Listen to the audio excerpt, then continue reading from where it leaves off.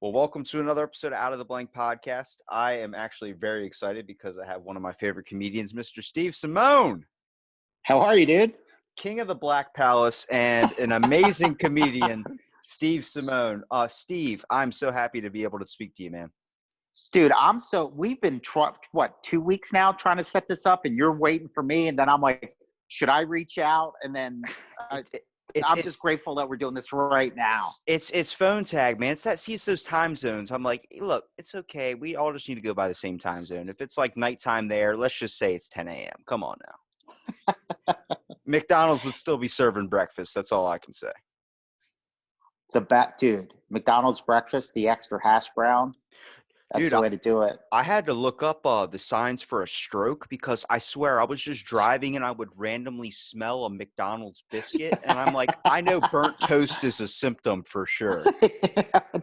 Dude, it's so funny you say that. My buddy Lee Syatt is hilarious. He helps me with my Good Times podcast, and he produces the Church of What's Happening Now for Joey Diaz. And he's awesome, right? Lee's awesome. And we're trying to – do you know who he is? I watched there's a video of Joey Diaz dosing Lee, and I swear to God, I've experienced that so well every time I've ever been dosed with anything. And let me tell you something. The way you just see him, like, trying to stay into it, and then he just drops the headphones. It's just like, nope, I'm out.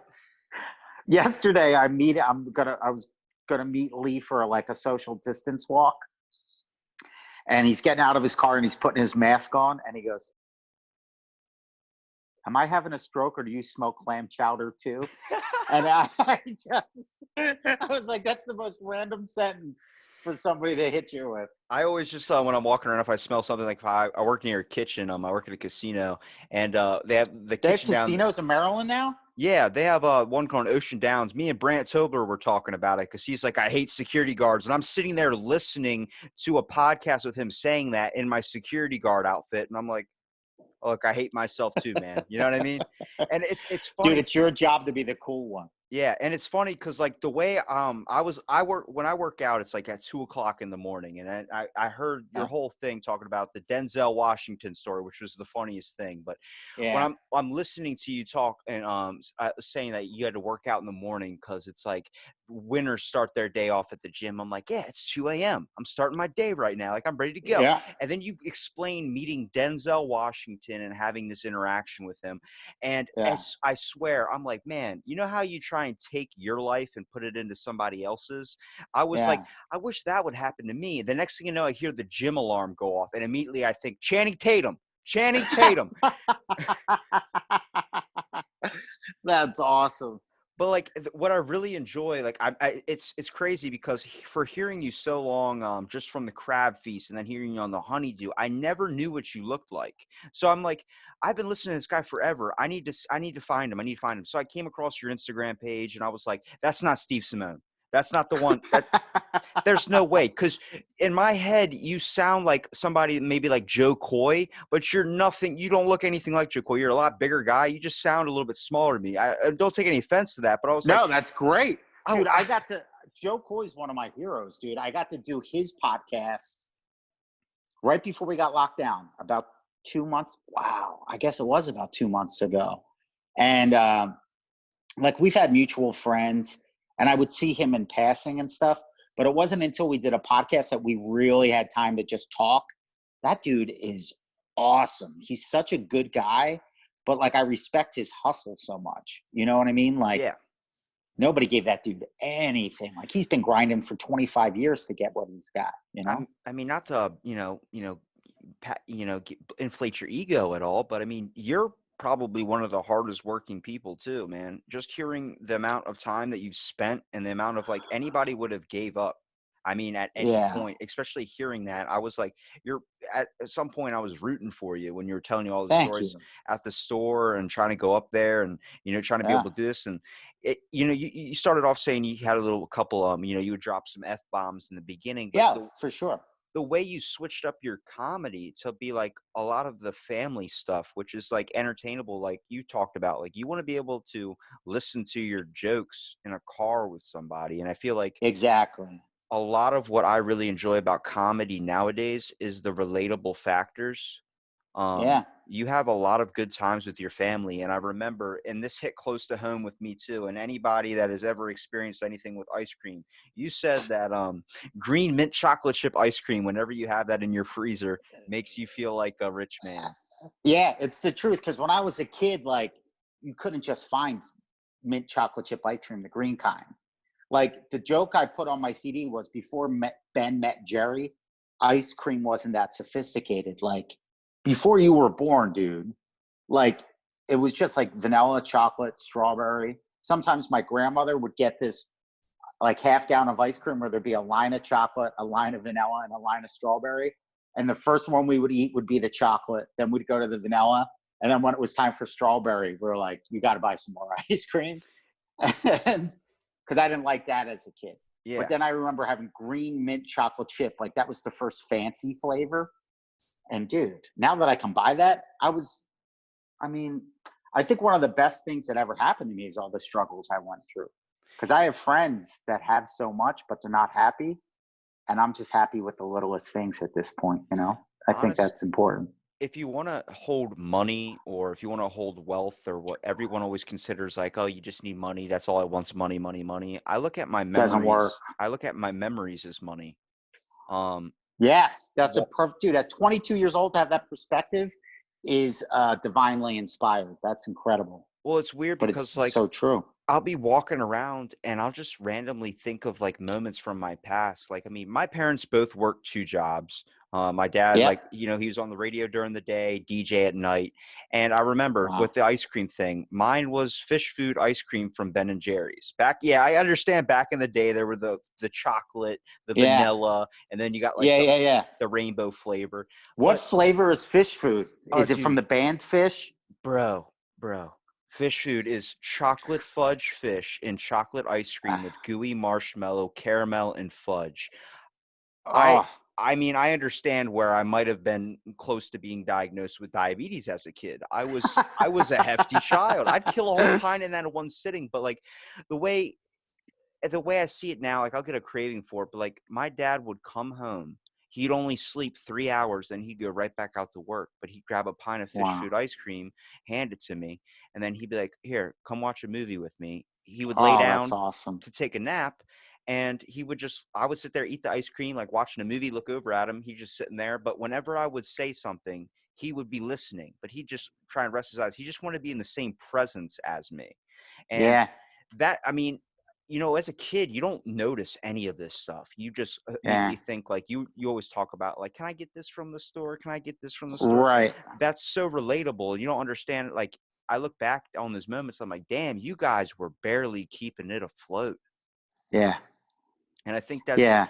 important, especially in times like these. You see, you know, kids younger and younger and younger that are just being addicted to the technology, the devices, the parents trying so Yeah. hard to connect. And you had one of the things that really hit upon in I guess close to me, which was that people brag in public and cry in private. Yeah. That is so true because we live in Yeah. this world that is just modeled to let me see what they have. I got to have that. Got to get this. Got to have that. I'm like, are we breathing? Yeah. Why are you Yeah. worrying about what's going to happen 20 minutes from now, 30 minutes from now? Let's be in Correct. the moment. Amen. Absolutely. And it's like, I don't know. I think this whole Corona COVID stuff is really a blessing. I do. I think it's sort of checking people a little bit. Um, I see it super as temporary because, I mean, I had a near death experience. I got hit by a jet ski the summer of my senior year. oh So my God. for 2 weeks afterwards, I was like, everything is beautiful. Life is amazing. Is this table made of mahogany? And then Yes. it's the same thing that's happening now. But after that 2 weeks, it went over with. And like people are starting to realize, like, oh, I'm missing a haircut. I mean, like, you want to talk about funny moments. I mean, I was watching Napoleon Dynamite the other day, and it was the part where Uh-huh. Pedro starts shaving his head. Uh-huh. Well, my buddy's like, I double dare you to be able to do that. So I went and I shaved my head. And I swear to you, the first time I went through like this, I stopped and I was like, I don't want to do this anymore. And he's like, you can't take it back now. So I'm sitting on the couch and he goes, dude, shave the rest of it off. I'm like, nah, man, He goes, dude, you're in too deep. I'm like, I know. I don't want to keep going. I think that there's a lot of lessons in that. I mean, but they Yeah, create sometimes tales, you just got to moments. keep going. Oh yeah, dude. I don't even know. Like, I hope that people just realize, get that perspective you got going on, where it's like it's not about the money, and it's not about what you're buying. It's about who you're with, and it's just a better life. And like, dude, I go for walks. It's the only time I really leave my apartment out here in LA is I go for walks, and I see families hanging out together, and I see kids building ramps, and I see a better life. Honestly, people are cooking at home. They're spending more time together. And you, like, even me, I'm out here in LA, and I feel like God called me to do comedy, and that's what he wanted me to do. But I'm praying on everything, because I'm like, well, I could just move back to Philly and hang out with my family. Like, I don't need to have money or people's attention. Like, I just want to be around my family and friends and celebrate the little things in life. Because that's all there really is, Yeah. like that's what it really is. It's like you said, it's ice cream and hanging out with your dad watching a movie. Like, And it's that's the best difficult. stuff in life. Like when I hear you talk about everything, like all these moments, especially like when you're talking about like how it felt when Mitzi scratched your name off Oh like yeah. that was That's it's just hearing it was like, oh, like you could feel the cringe in those moments though, but you stuck it out, man. I mean, you went out and you're still pursuing the dream too, man. I mean, yeah. to me, you're one of my favorite comedians. I mean, Thank I you. really want to get a little bit of information on the Jabba story, man. Like I know you probably Uh-huh. say it all the time, but I had a moment like that too. It's like you talk about your dad couldn't get the belt off his pants, and you're like, okay, Yep. Jabba, and then he figured it out, but you guys are all laughing. I never will ever forget that I scratched the side of my dad's car when I was really little, and I ran upstairs, and me and my brother locked the door. And so we're upstairs. You just hear him going up the stairs, freaking out. He probably had a long day. So he's Yep. banging on the door, open this up. And we're like, nope, nope. We're in the corner. Like, I'm not doing it. And all you see is he kicks the door breaks open and kind of comes over. And I'm little, I'm Oh, like, and like oh as soon as he no. came in, I matched eyes with him, and then I just farted. I swear it was involuntary, but it broke everything in the room. He just starts laughing and he apologizes. But it was like, it was that moment, like a To fart. me, that's God. Yeah. That fart is proof that God is real, because I, just a well-timed fart probably saved your life and your little brother's life. so look, That's awesome. some say God, but I think my mom's tacos she made the night before. And it's like Oh, that's it's awesome. those moments too. Like, what is something that really sticks out in your head? Like, if you're whether it's a certain food, a certain movie, that kind of like you always think back upon, like a fond memory. Oh man, all right, this is the most honest answer. At some point in my life, I was like, I'd gotten really miserable, which I think is easy to do. And there wasn't really much of anything that made me happy. And then slowly over time, I started to learn how to rewire my brain and look for the good stuff instead of looking at the bad stuff. So to answer your question, there are so many movies. Like, there's just so many things bring me joy at this point, because I really learned how to change my perspective. And it took time. It's kind of like getting in the physical shape. You're not going to go to the gym once and be shredded. It takes time, and you might put in all the work in the world, and it still might not. You might not. It might be forever to start seeing results. And I had to sort of do that emotionally. But now I feel like I'm an emotional athlete. Like, I can see the good in just about any situation. And when I think of movies, like, all right, like there was a movie called Smokey and the Bandit. I was probably like 5 years old when my parents took us to go see that. And there was a line in that movie where Jackie Gleason, who was a comedic icon, one of the funniest guys to ever walk the earth, and it's one of his best roles ever. And he looks at his son and he says, "You're dumber than a turtle's pecker."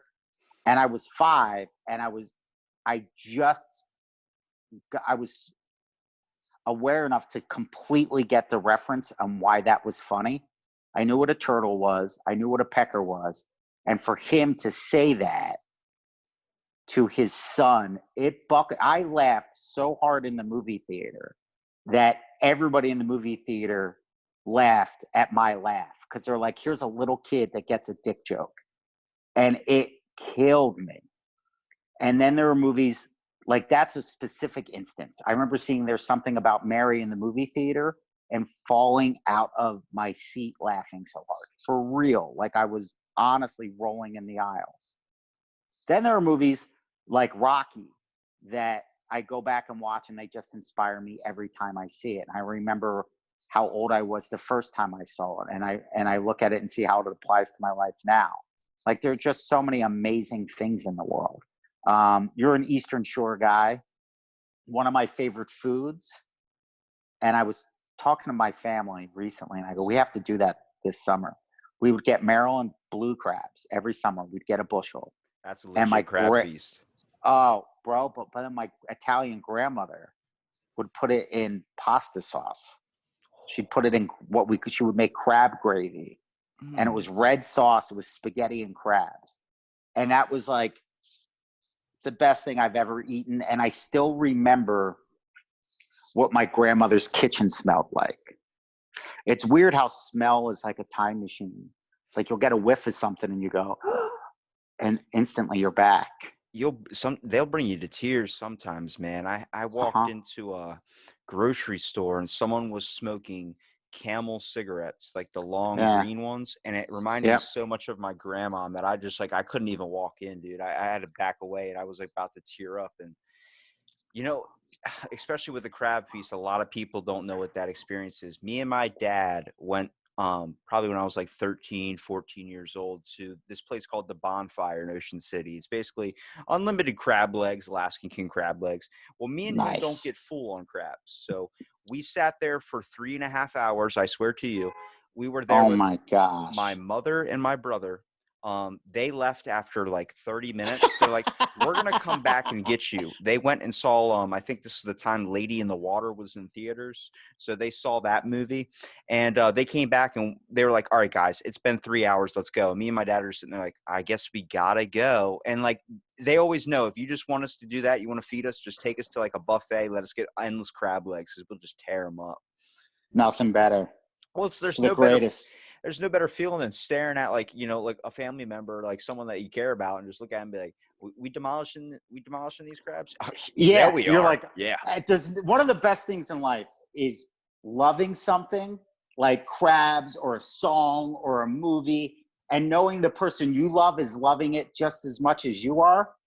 It makes it better. Like you have to like in order for something to really be a celebration to be great, you have to share it. Like my theory on life is it's not a blessing until you share it with somebody. Like you can't, you know what I mean? Like if I go to a restaurant by myself and I've all you can eat crab legs, yeah, that'd be all right.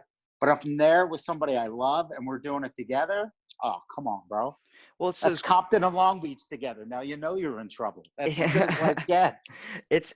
It's those good times. Like the one thing I try to do with this podcast, I mean, I have conversations with people who I've never even met. I just say hi to, like, let's do a podcast. So I'm learning so That's much. I mean, awesome. from the start where I was talking about like good places to take a dump, because I worked at a hotel and my buddy worked HVAC. So we both have crap stories. Me, I made it a challenge for the 3 years I worked there was to go on every single room on every single floor.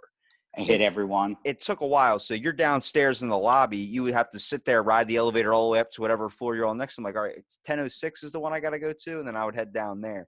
And but to hear all the conversations from people like we're listening to you talking about pizza is your favorite thing. I met Love a it. couple of they call them pizzaiolos.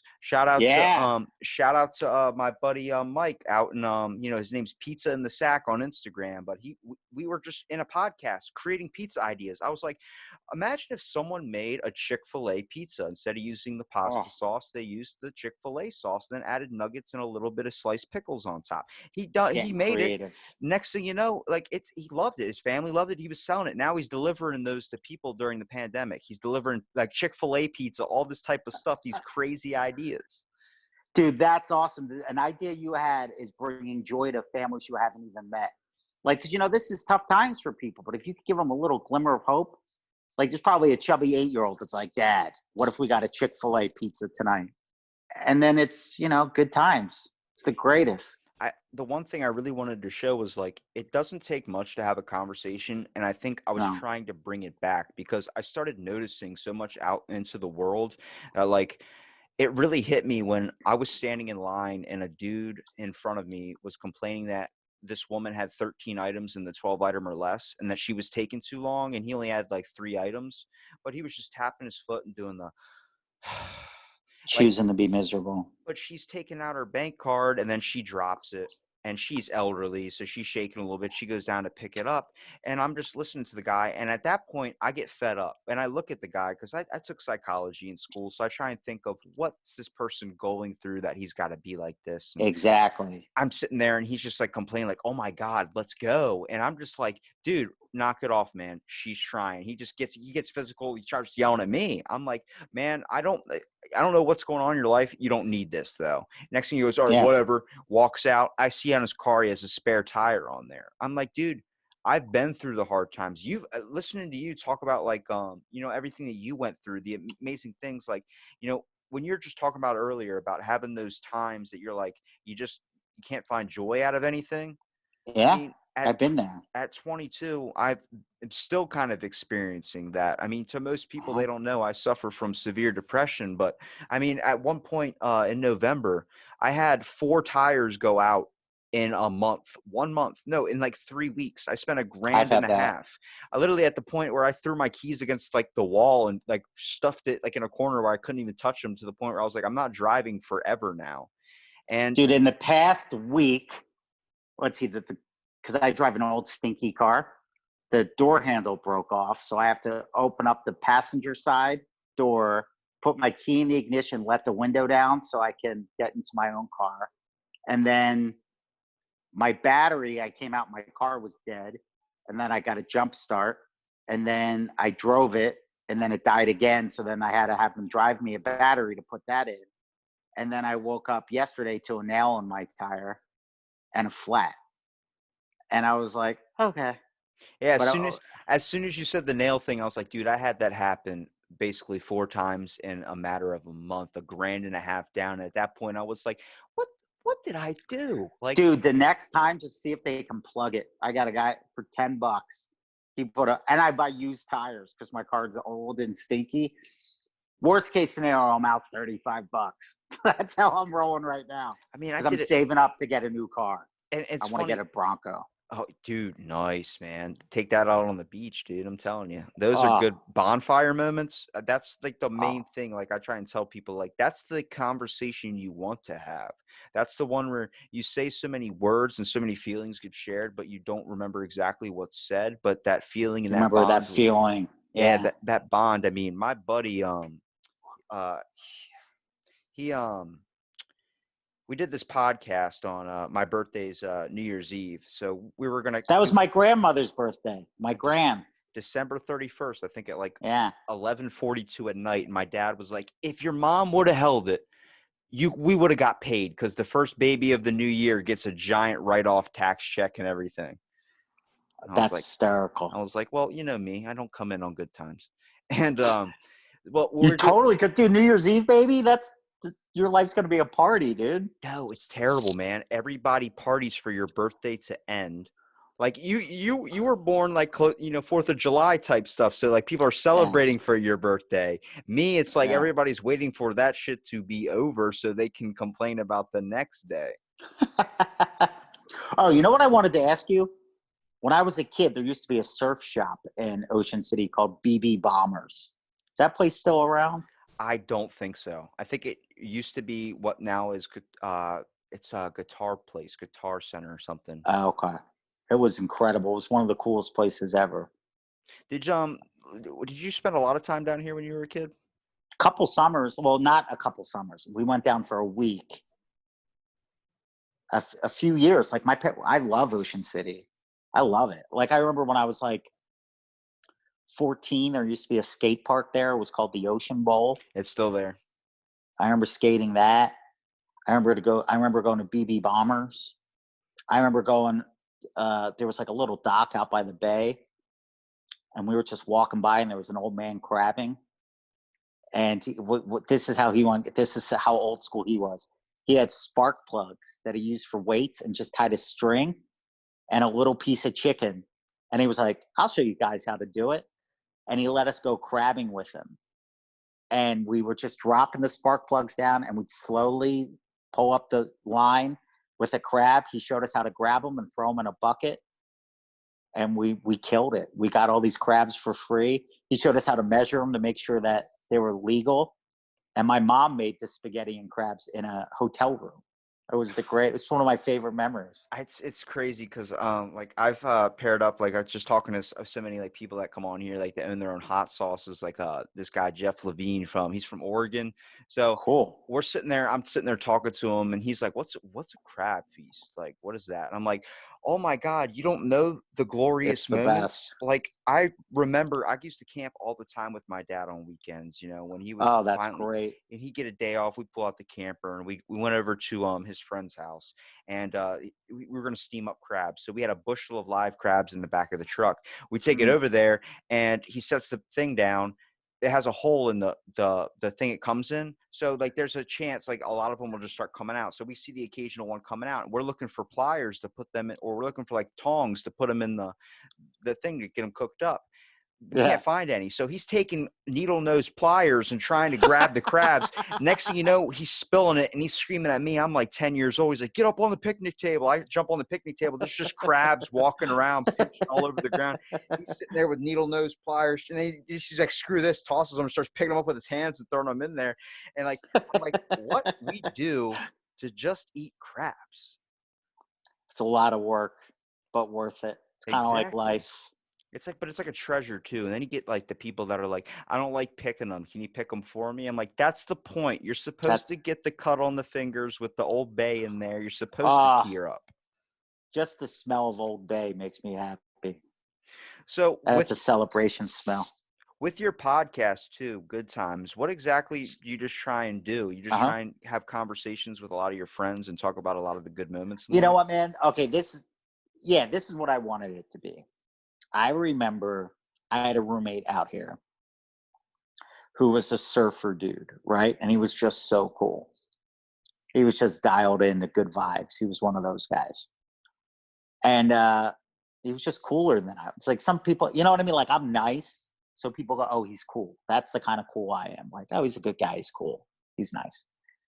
But my buddy Jay was like cool. Like he knew everybody cool. He was a surfer. He was friends with celebrities. He married a rockette. He's just a cool dude, you know, but also really nice too. So he grew up in Jersey, surfing those beaches, and his best friend from childhood grew up to be a Navy SEAL.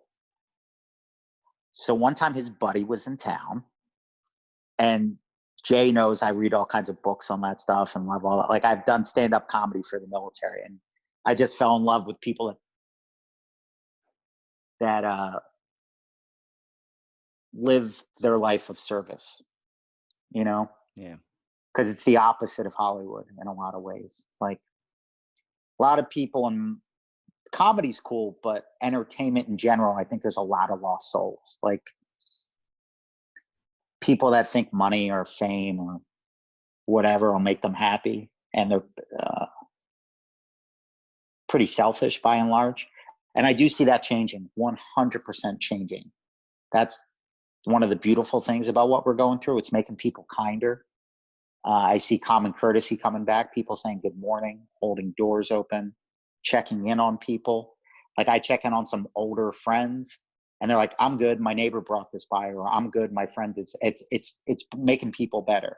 But back to my point about the military, like those dudes live like that day in, day out. They're there for each other. So I always had like an admiration for anybody that puts on the uniform.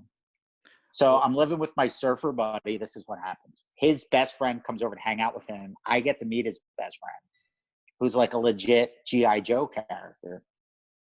And we start talking about growing up. because I love that stuff, like these types of talks. I remember this good time. I remember that good time. And he had started to talk about who he was as a kid.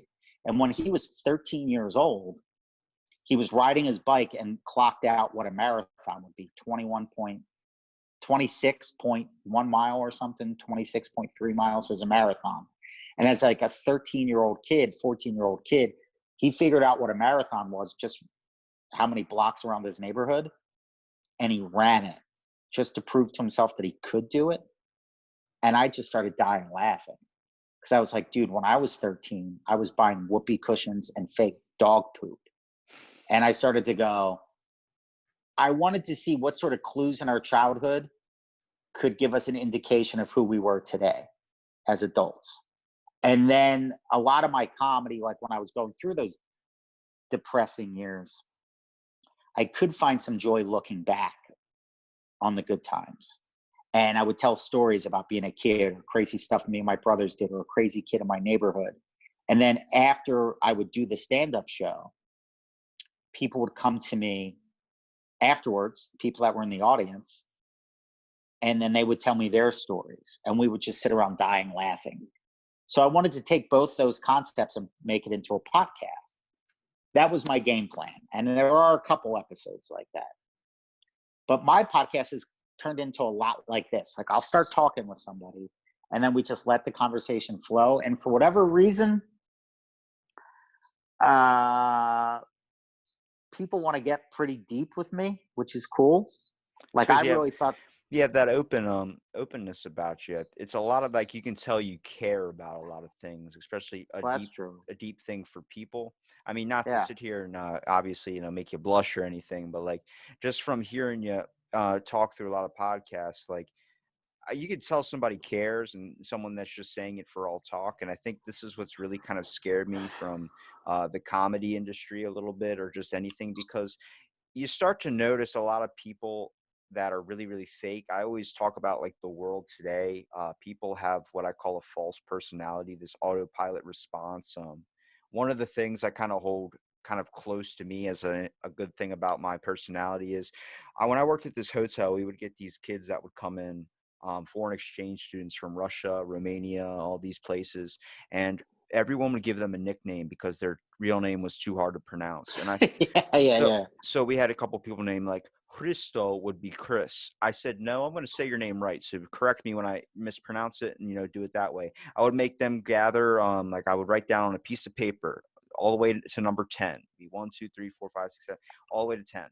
And I would write an English word. And I said, I want you to write your language translation so I can slowly, on the whole process of you staying here over the summer, learn about you. Yeah. And I'll never forget, like always bugging them every day. Let me see that. Let me see that. And eventually I was speaking their language. I was calling them on the So radio cool. and they were understanding. And people are like telling me, can you tell them to tell this? I'm like, okay.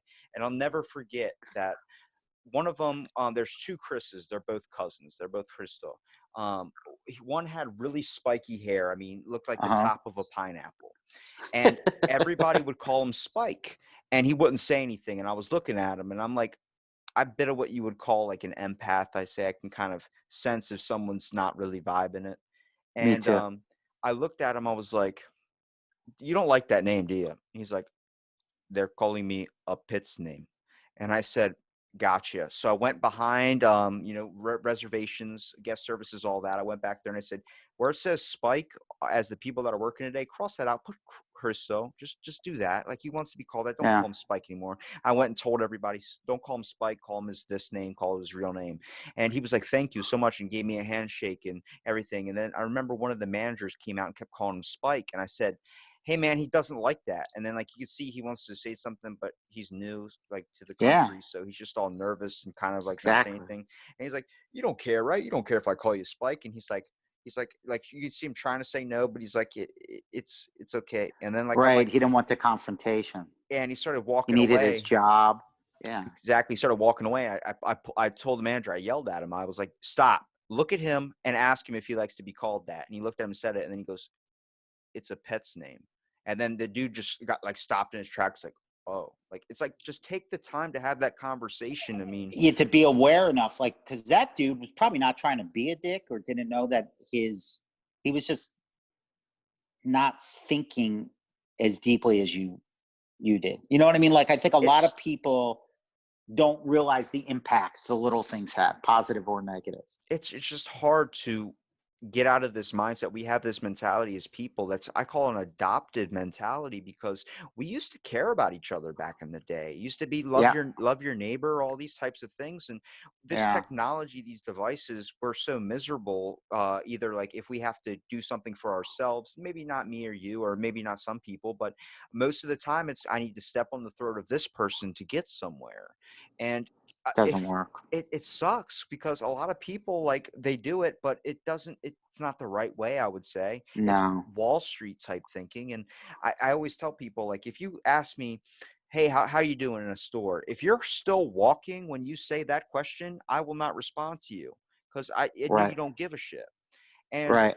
at another time at my work, I remember some guy was talking about one of the students and was like, man, this kid, he's so weird. He's just, he's drinking his coffee. He tells me, do I want a sip? And he hands it to me. And I'm like, I'm looking at that. I'm like, that's a psychology type thing. So I sat down with him and I sat next to him. His name's Andrew. And I said, you know, he's drinking a coffee and I look over, I'm like, so how you doing? And then he goes, good. And he offers me a sip of his coffee. And I said, I know why you do that. And he goes, why? And I go, how many brothers and sisters do you have? And he says 8 or 9. I think it was 9. And I was like, Wow. you come from a small home, I'm guessing, but you have a big family. He goes, yes. I'm like, that's why you offer up your stuff because you learn to share with every little bit that you have is for everyone. He goes, yeah. That's what I do. That's what my family has taught me to do. I'm like, it's so weird how people here see that as crazy or weird. I'm like, I know. somebody that actually cares to give you a sip of something they have. Yeah, it's. I mean, I want to be honest with you right now. This conversation's made me feel so much better about the future of this country, knowing that there's people like you that are going to be that next generation. Um, and I think like human nature is that we do want to be happy, right? It's just human nature to try to get more joy and pleasure and good times as opposed to negativity and struggle. So I think our society's been lost for a long time. Not bad, not evil, but lost. And we've put value on things that we thought would make us happy that aren't making us happy. So my prayer is that we'll get back to sharing and kindness and compassion. And I think it's going to be people like you and your generation that are going to do it. It's I mean, it's no benefits of my own. I mean, this podcast, just from talking to so many people, like I mean, I send out multiple responses a day. I post a new episode every single day as a new conversation with someone I'm sitting down with. So I mean, waking up at 2 o'clock in the morning, I told you I'm an insomniac. So I'm talking to some Mm-hmm. person in Australia, and we're just It's the coolest, right? but when I'm reaching out to people, 2/3 of the people I reach out to either don't answer back or they give me a response like, "What do you want from me? What do you coming?" Like they feel like it's an attack, and I'm trying to Yeah. eliminate that. Somebody said to me, one of the best compliments, Jeff Levine. He goes, "The coolest thing about your podcast is you have." Famous people and then you have normal people. He goes, I've been on Yeah. the same podcast as those people. I'm like, because we're all human. There's an Exactly. initial thing to care about all of us. Let's just put down oh, let's do this, or I got to do this, I don't have time for you, or putting your problems out on somebody else. Because let's just have a chat. You want to talk about aliens? Let's go. I don't care. Yeah. Let's do it. If I like So what you're saying, it's all about connecting. Yeah, I love it when Yeah. I see somebody really their face light up in a It's the best. conversation, and I'm like, I don't care about the government, but if you love this conversation, you want it to go that way, I'm here to listen, dude. Let's take a ride, man. Yeah. I learned how to really do that when I was working at this boxing gym in Hollywood, graveyard shift.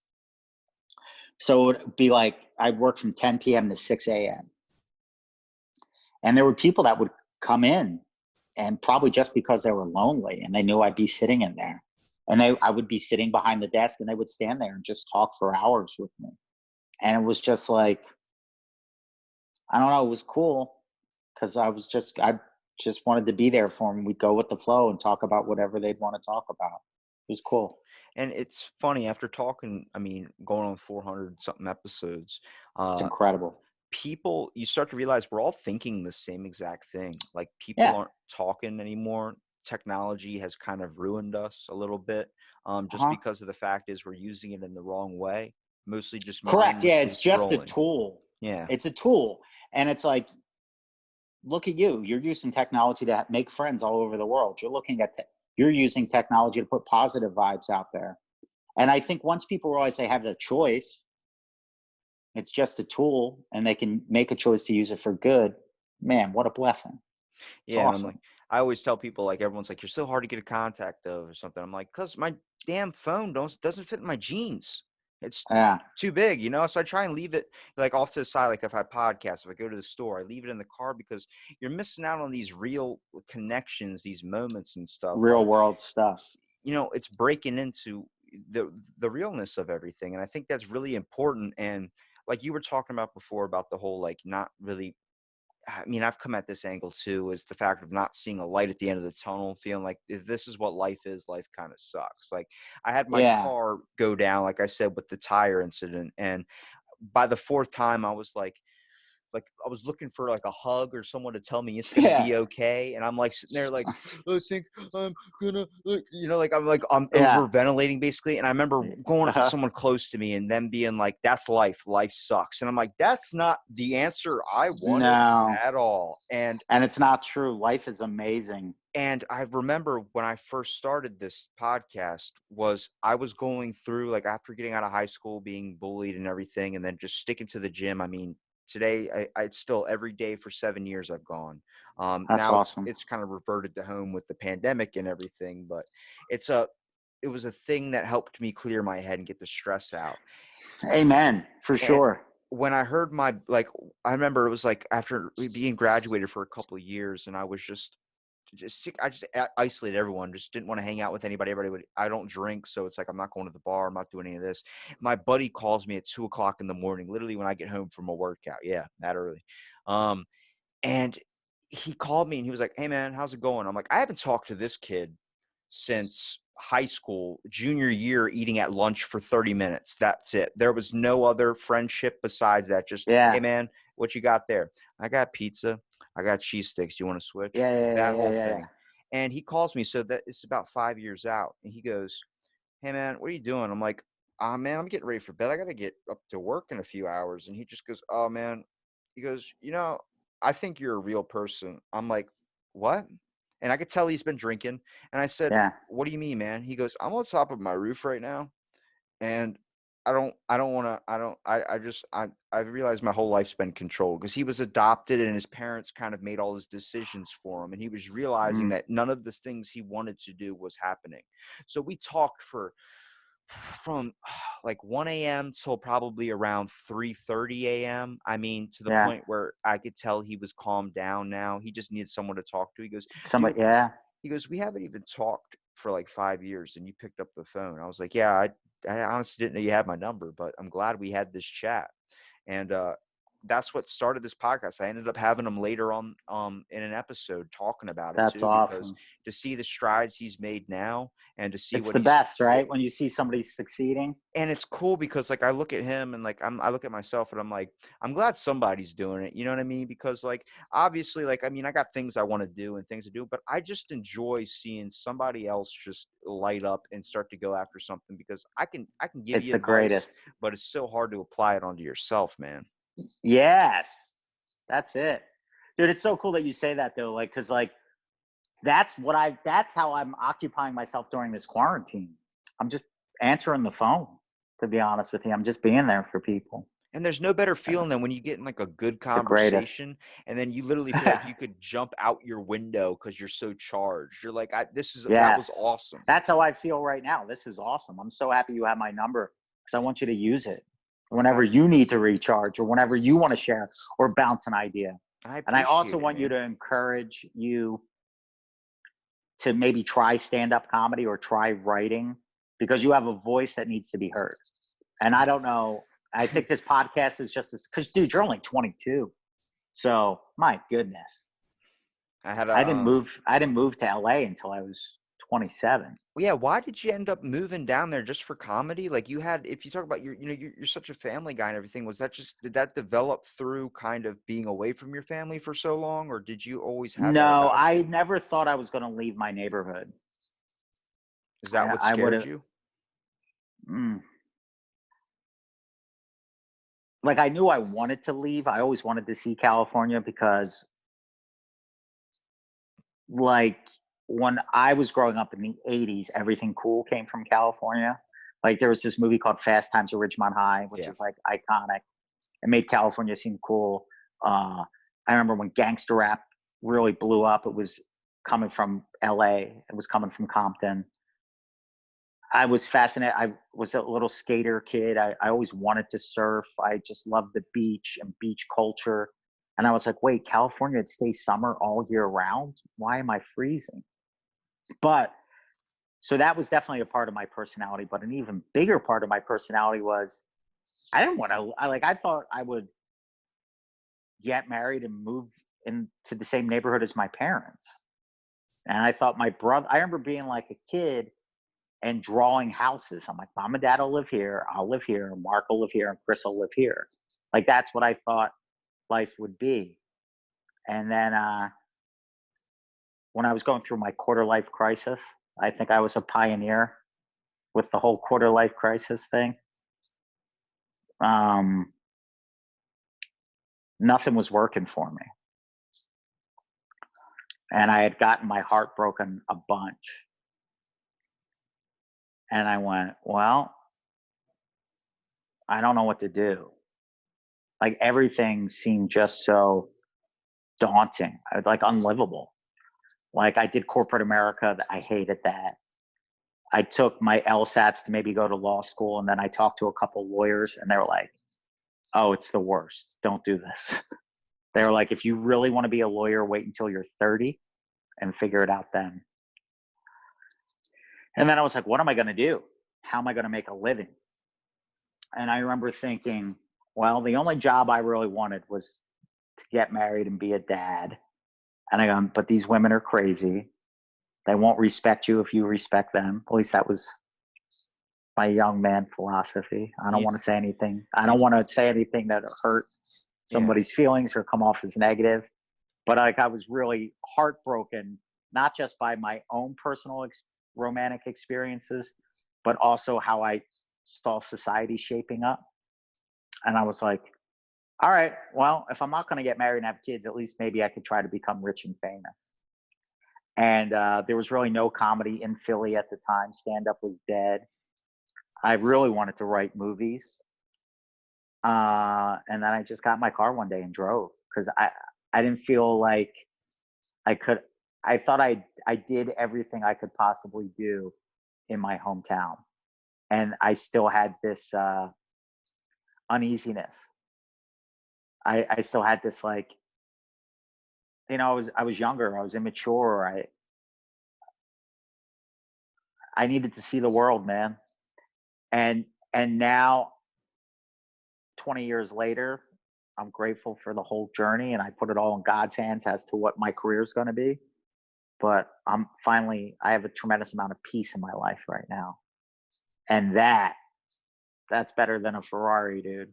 I That's think better than a mansion. I think it's because where people will be like rich and wealthy and all these types of things, you look at it like I've made the best amount of memories. You've met the best amount of people. Just like, Coolest friends in the world. yeah. And I think that's what a lot of people need to start looking at. Like people look at like, oh, these bills are coming. I'm like, but don't you have like amazing moments with your friends? Don't you do out these Yeah. things? And you don't need to spend thousands of dollars to have a good time. Just being in No. somebody's company. Yeah. You're with the wrong person if you have to spend money. That's Um, you see that with isolation, all these people that domestic violence has gone up. Like, yeah. that's because you're not fit with that person. Sometimes people just, they do something where, they rush into something because they think that's right, and it's like, Yeah.